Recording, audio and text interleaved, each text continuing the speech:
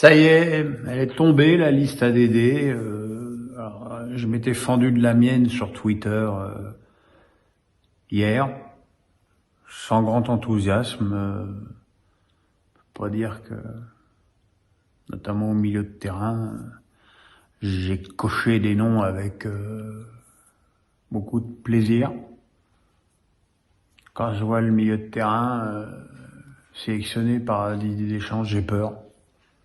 J'ai peur parce que d'abord c'est très junior, et puis voilà, il va vraiment falloir que Rabiot soit au sommet de son art.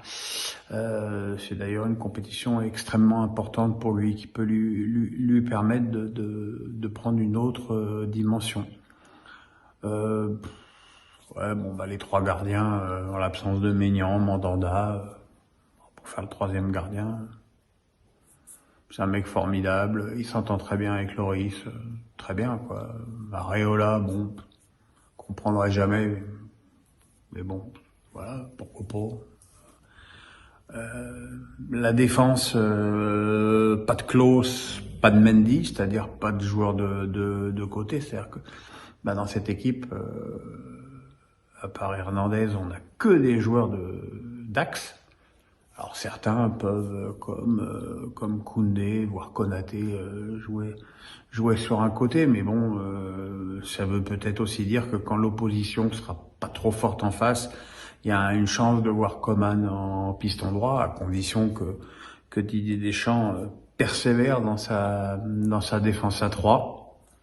Et puis il y a ce milieu de terrain, Camavinga qui est quand même très peu convaincant avec le Real, Tchouaméni un peu plus, mais enfin c'est pas non plus étourdissant.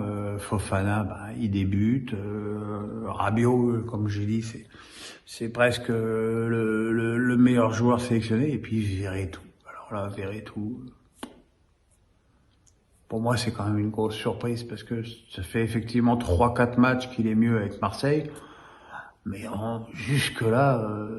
T'avais un peu l'impression que c'était lui qu'il fallait faire sortir pour faire rentrer un attaquant à côté d'Alexis Sanchez. Donc voilà, pas emballé. Et puis devant très simple. Dieu merci, Giroud est là.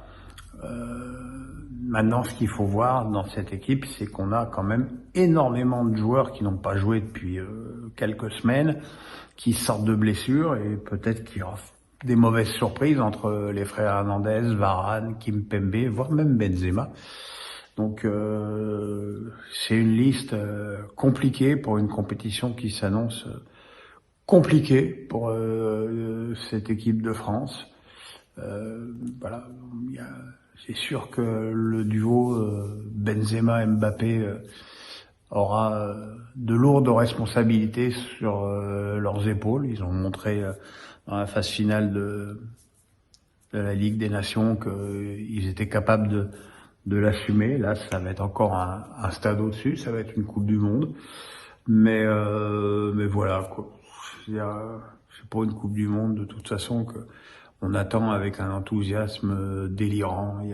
Il y a trop d'histoires, il y a trop d'histoires au niveau international, il y a trop d'histoires en France.